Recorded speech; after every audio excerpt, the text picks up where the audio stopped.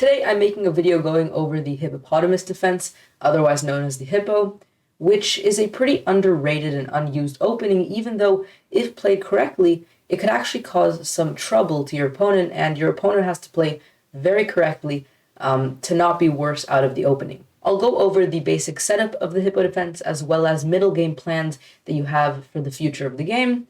And also I'll end the video with a couple of instructive example games, so hopefully by the end of the video you have complete knowledge of how to go ahead and use this opening in your real games. So let's begin. In front of you, you see a lot of red squares, and these are basically where your pawns are going to go. Now, instantly, you might not like this because you typically want, as black, your pawns on the D and E file to be as far ahead as they can be. Therefore, you have space in the center and control in the center.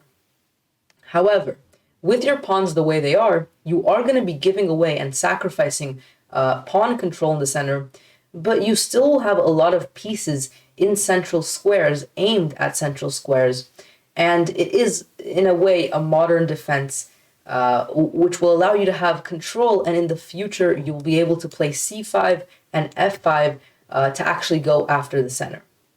Additionally, with the pawns where they were, notice a couple of things. First of all of your pieces have very natural developing squares. The bishops get fianchettoed, the knights come towards the center, and that will allow you to castle pretty early on once the pawns are in the way they are. And overall, you have a very safe and developed position. Another thing to note is that if white ever tries to attack you, and usually they will, because a lot of times they'll go after your position, because they'll expect that because they have a lead in development and a lead in space, that they'll be able to attack you very quickly.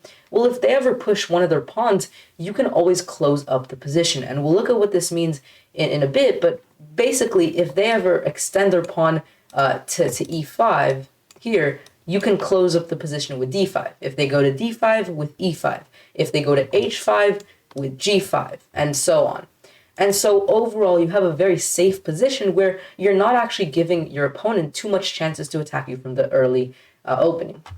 Let's actually go ahead and look at what this might look like after a couple of moves. So if they start with e4, you can play g6. In truth, it doesn't really matter what you start with. In the end, you're going to have all of your pawns in these positions. So you can really start with any one of these. But I think that for the sake of developing as quickly as possible, it makes sense to start with your G or B pawns so your bishops can get out as early as possible. So for example, G6, they can take full control of the center. You go ahead and develop your bishop to G7. They develop their knight. You can play D6. And again, you reach this position where your pawns find themselves on these squares. You develop your pieces. And in this position, after you castle, you've reached that ideal position out of the hippo. Your knights found themselves on e7 and d7, your bishops got fianchettoed, and you have this pawn position that I was talking about. Now, if we flip this as white, you probably as white are going to be very confident in this position. You're going to think that you have a massive space advantage, which will allow you to attack very nicely. And so a lot of times as white and as black, you would see that your opponent decides to attack very quickly with all of these very aggressive pawn pushes, to attack your position because they feel very confident about their position. But once like I mentioned in the start of this video, if they ever try something like this, you can easily close out the position. So the move d5, for example, you can play e5. The move e5, you can play d5. If they ever try to, push a pawn to h5, you can, push g5, and so on and so forth.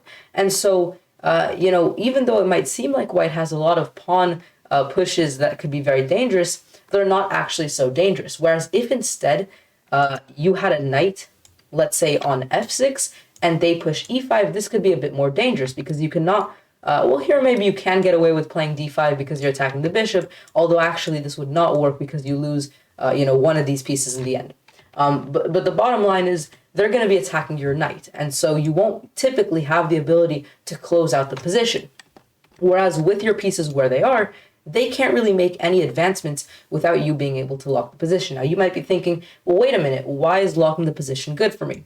Well, let's say that they go ahead and push d5. You can now push e5. And your main goal in this moment is understanding that this is their backwards, this is their backbone of their center. And if instead they play this move, then this would be the pawn, and you go after that pawn. So c5 in this position, or in the first position, f5 is the move that you want to prepare. Sometimes you can play it immediately, but the point is after f5 takes, you can take with your knight, and your knight gets a very nice square. This pawn becomes a lot more weak. You've gained a lot of space, and your position starts to show, and you start to have a very powerful and good position. And so that's kind of the ideas in the hippo. Whenever your opponent tries to make any sort of advancements, you close out the position and then target their weaknesses that they've created. Let's now actually go ahead and look at some of the example games from positions like these in the hippo. So here's the first game. It is between two chess masters, and let's take a look at it. So we have e4, g6, and the opening I'll run through it because you'll notice that black is just getting their ideal setup, where in the end they put their knights on d7 and e7, they fianchetto their bishops, and castle. The one thing about this game, you might have noticed, white went for a very super aggressive setup with their pawns on d4, e4, and f4. And the way to deal with this is to not really change how you normally would play, because your position is very solid. So a very attacking and aggressive style, they're not going to be able to checkmate you in 20 moves, because again, you have a very solid position here. You have full control over this fifth rank, and they really have not a great way to attack you fast.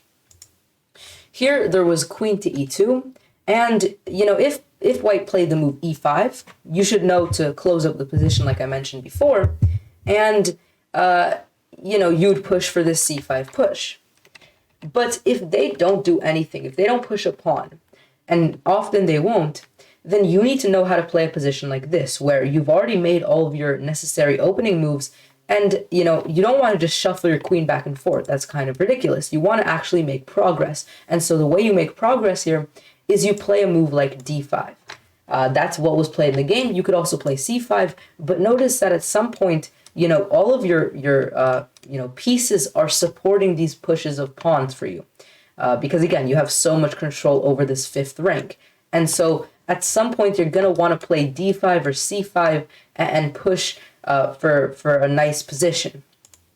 In the game, d5 was played. And if they push, we basically transpose into the variation where they were the one to push. And, in the end, we got this position where you push c5. So if they push and lock up the position, after castles, queen moves, and then push, if they lock up the position, you can easily play c5 and you have a very nice position here. But if they take, well, again, you have so much control over the fifth rank that you can easily capture back here, probably with a knight, and you have a very solid position here as well. And so, all of your moves that you play in the opening prepare some attacking styled push where you attack the fifth rank, and that is how you open up the center and get a nice position. And again, if they close up the center, then you have these ideas of c5. So that's what happened in the game. Immediately, black played c5. We had a5, knight to f5. Notice it's a pretty closed position, so both players should look to move their pieces into very strong squares. So here, this knight, notice it's kind of done its job. This pawn is very safe here. It's defended by a pawn and a pawn chain. So at this point, this knight can move over and get a nicer square for it.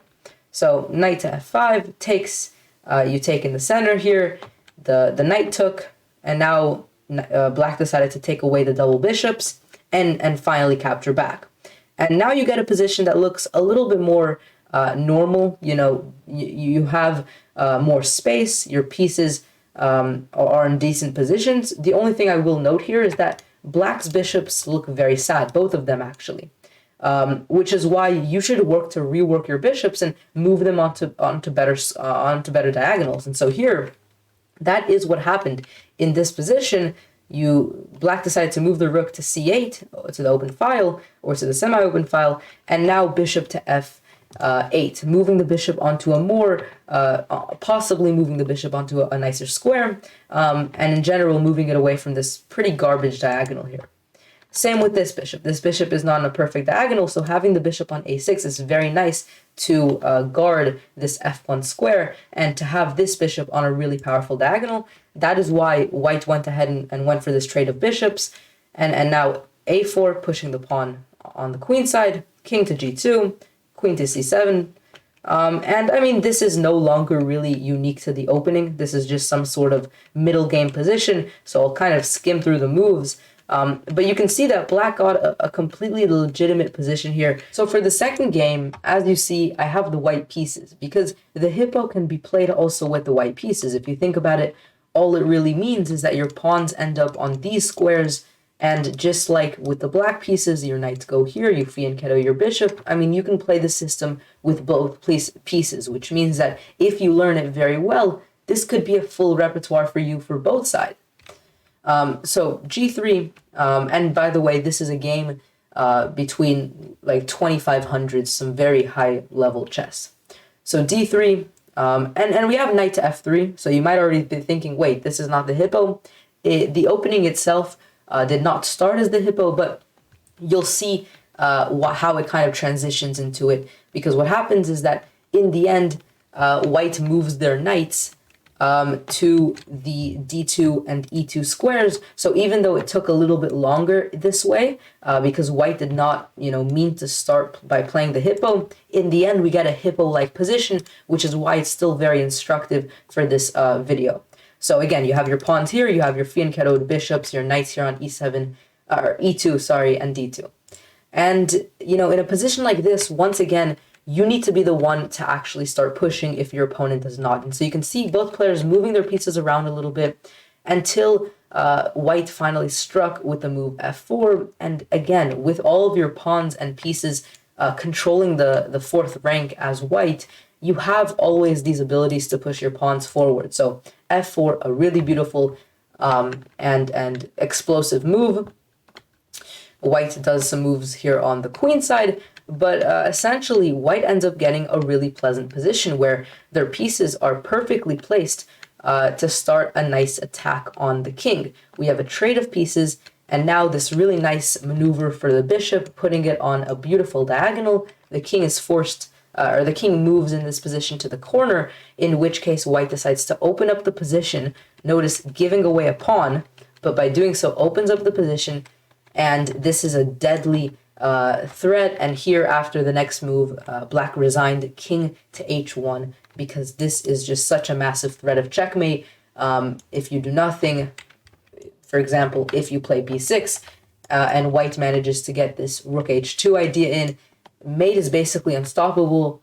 I guess you'd have to give away your queen here by playing blocking the bishop, for example, or blocking the rooks or something like that. But basically, white's completely crushing here.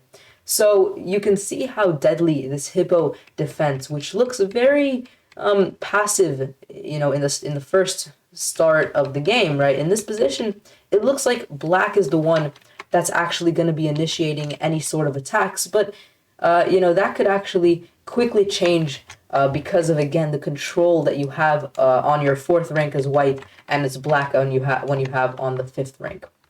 Hopefully this video gave you some good information about going ahead and playing the hippo. If you have any questions about this opening, just leave them down below. Thank you guys so much for watching. Subscribe if you're new around here, and if you have any video recommendations, also leave them down below. Thank you for watching, and I'll see you guys next time. Peace out.